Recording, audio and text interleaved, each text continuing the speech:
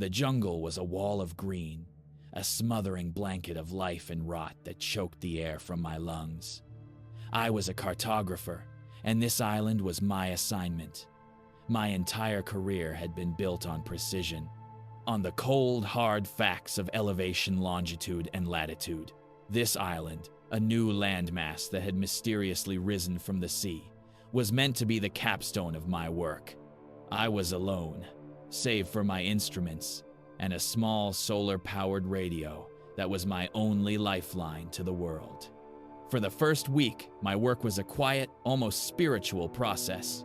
I hiked through the oppressive heat, charting every ridge, every valley, and every twist of the slow-moving river. My data, meticulously entered into my digital pad, was a testament to the order and logic of the world. But then the data started to betray me. The first sign was a small anomaly, a margin of error I couldn't explain. I mapped a ridge on Monday, a clean, sharp line on the topographical map. When I returned on Wednesday, the ridge was gone, replaced by a flat, swampy basin. I spent the next 3 days recalibrating my equipment, checking every sensor, but my instruments were flawless. The ground I was standing on, however, was not. The map was not wrong. The island was simply changing. My nights became a waking nightmare of static. The radio, once a source of comfort, now crackled with a low sound that was too deep to be natural. And in the static, I started to hear whispers. Not words, but a kind of cosmic gibberish, a language of clicks and hisses. It had to be a radio malfunction. A simple ghost in the machine? But I knew in my gut it wasn't tech. The whispers were coming from the very air, from the trees themselves. The world began to unravel with a terrifying speed. The river, which I had mapped as flowing south, now flowed east, its water running uphill with an impossible current, gurgling as it ran. The trees, ancient and towering, seemed to shift their positions when my back was turned. I spent an entire day mapping a small, clear lake, its waters so still they reflected the clouds. By nightfall, the lake was gone, replaced by a patch of dense, impenetrable jungle. My mind, a fortress of logic and reason, was under siege. My maps, my life's work, were now a horrifying chronicle of a reality that was fundamentally hostile to human thought. In the heart of the island, I found it, a massive, monolithic stone pillar stretching 100 feet into the sky. It was smooth and black, its surface covered in engravings that were not geometric but anatomical. They weren't maps of a place, but a map of a being. Twisted veins, impossibly arranged bones, and vast beating organs were etched into the stone, all connected in a way that defied geometry. I was not on a landmass. I was standing on a living, breathing thing, and its whispers were the sound of its blood moving through its impossibly vast body. The ground began to shift beneath my feet, a low tremor that rattled my bones. The air grew thick, with a warm, foul scent of decay and life. The trees around me began to writhe and twist, their branches merging, their leaves falling away to reveal a network of glistening sinews beneath. The humming in my radio was now a deafening roar, a sound of unimaginable effort, of a giant awakening from a deep sleep. It was not a roar of anger, but a sound of stretching, of a vast, indifferent consciousness finally stirring. I wasn't a cartographer anymore. I was a parasite, a small, insignificant thing, crawling on the skin of an entity I couldn't comprehend. The whispers in the static weren't a signal from outside. They were the sound of the island's thoughts, its silent language of cosmic terror. My logical mind, my precision, my maps, all of it was meaningless. The horror wasn't in being hunted, it was in the terrifying realization that I was utterly irrelevant. My entire life's work was a lie, a futile attempt to impose order on a universe that had no use for it. I wasn't going to be killed, I was going to be erased. My consciousness, my soul, was dissolving into the incomprehensible reality of a world that didn't care I was there. My final breath was not a scream, but a realization. The map I was making was not of the island, but of its internal organs, and I was the last piece of the puzzle. A foreign body about to be absorbed.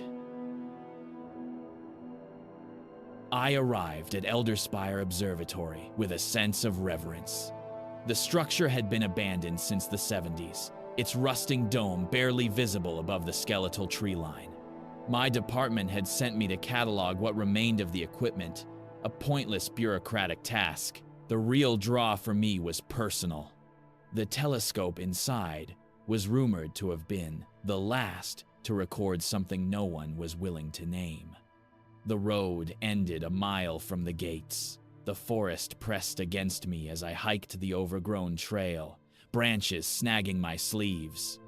When I reached the dome, I found its steel ribs warped as though they had been twisted from within. Inside the place was a mausoleum. Dust thickened the air, papers lay scattered like molted skin, and a chalkboard still bore equations no student could decipher. Yet the telescope was intact, its massive barrel pointed stubbornly toward a fixed spot in the heavens. I ran my hand along the cold metal, feeling a vibration, steady and alive though no power lines reached the building. That night, curiosity overwhelmed reason. I returned to the telescope after dark, carrying a battery lantern and my notebook. Aligning the scope, I discovered it wouldn't move. Its gears locked. Whatever the astronomers had last observed, the machine remained forever tethered to it. Against my better judgment, I peered through the eyepiece. At first, there was nothing. Then, a shimmer. A blackness deeper than space itself.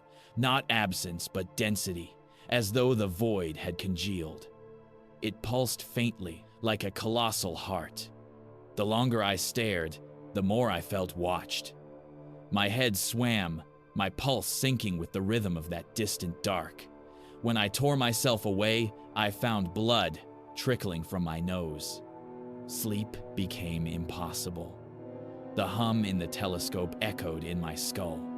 I could hear it even outside the building, even in the forest, resonating in the soil. The documents I'd found in the offices spoke of a signal within silence, of coordinates shifting beyond Euclidean boundaries. The last entry, dated 1973, read only, "The sky is not above us anymore." I brought the radio I used for field work. A low fuzz filled the observatory, punctuated by a deep tone. My equipment shook with each pulse. Beneath the static, faint voices whispered. Not in English, but I knew without doubt they were describing me. The forest around the observatory began to warp. The stars overhead no longer matched their charts. Constellations bled into one another, outlines dissolving. One evening, the moon rose red, swollen, its surface crawling with shadowed patterns, like veins pressed against glass. I tried to leave. I packed my bag, hiked back down the trail, but the road was gone. The asphalt crumbled into dirt, the familiar landscape rearranged. When I climbed a ridge to gain my bearings, I found the horizon filled with structures. Countless black domes like the observatory stretching into infinity. Each hummed in harmony, all facing the same point in the sky. My sanity frayed. The radio grew louder, its whispers shaping into phrases that coiled in my mind. They spoke of hunger, of mapping consciousness, of folding thought into a lattice. I realized the telescope had never been built to study the heavens. It was a keyhole, and once I looked through, something had looked back. Now, as I write this by the failing light of my lantern, I feel the observatory breathing. The walls exhale, the floor quivers like muscle underfoot. I understand why the astronomers vanished. They hadn't left. They had been absorbed, their minds charted like constellations, their identities reduced to coordinates in a geometry far older than the universe we pretend to measure. The hum is no longer distant. It thrums inside me. every heartbeat synchronized with that abyssal pulse. When I close my eyes, I see not darkness, but vast tendrils unfurling across eternity, curling toward me with patient inevitability. I'm not cataloging the observatory. I am being cataloged. If you find this record, do not look through the telescope. Do not listen to the hum. Do not seek Elder Spire, for the sky above is not the sky anymore. It is a mouth, and it is opening. I had been contracted by a research collective to chart a newly exposed cave system on the coast of Harlow's Reach. The cliffs there were black stone, jagged, and perpetually slick with mist. Locals avoided them, claiming the tides carved sounds that weren't natural, deep reverberations like a throat singing somewhere beneath the earth. It was supposed to be a simple geological survey. I brought climbing gear, measuring tools, and weeks' worth of supplies. The cave's mouth appeared only at the lowest tide, a crescent slit in the cliff face. The opening wasn't wide, but once I squeezed through the chamber beyond, swallowed me whole. The air was wet, almost viscous, and the stone walls glistened as if alive with their own condensation. My lantern beam caught mineral veins that curved unnaturally, looping back into themselves. It was like the rock had grown, not by pressure or heat, but by something imitating design. At first, I mapped carefully. The main cavern sloped downward into tunnels, where seawater blasted in and out like a living lung. The sound was rhythmic, pulling at me, in a way that I caught myself unconsciously breathing in time with. After a couple of days, my notes began to fail me. Measurements contradicted themselves. Tunnels that stretched 40 meters one day folded into 10 the next. Stalagmites I had marked reappeared in different locations. My compass needle spun, pausing only when it pointed downward toward the unseen depths. The tide should have returned to seal the cave entrance after 12 hours, but each time I went back, the mouth remained open, a pale grin letting in thin daylight. I began to wonder if the sea itself was holding back, waiting. On the fourth day, I followed a passage that hadn't been there before. The walls were smoother, the angles sharper. They reminded me less of geology and more of architecture, but built by something with no regard for human scale.